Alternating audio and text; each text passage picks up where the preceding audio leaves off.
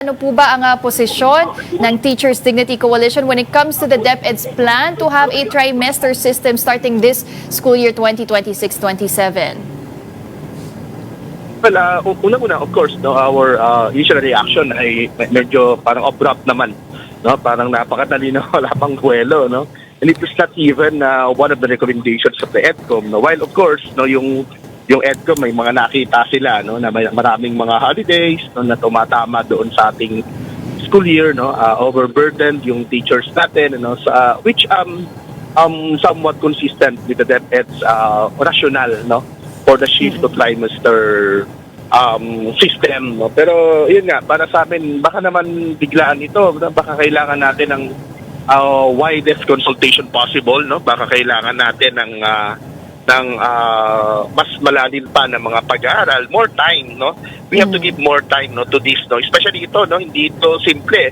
Imagine we've been using this system of school calendar for how long? A century perhaps, di ba?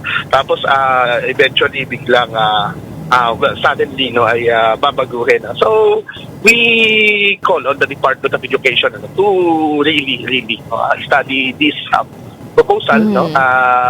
Of course, no, to consult all the stakeholders, especially our teachers and parents. No? More consultations, more dialogues. But speaking of dialogues, Sir Benjo, kayo po ba ay nakausap nyo na yung mga kapwa teachers nyo po? Is there optimism, hesitation? As you mentioned, medyo abrupt nga, no? So, in your opinion, what would be a good timeline to implement this? Should we postpone it at least for another year? Yes, no. Mukhang kailangan natin, no, isang buong taon, no, ng consultation kasi right now po, no, tayo ay nandun na sa fourth quarter, no. Nasa last quarter na tayo ng ating school year, no. So, tapusin natin ito, no, and then incorporate natin, no, yung iba't ibang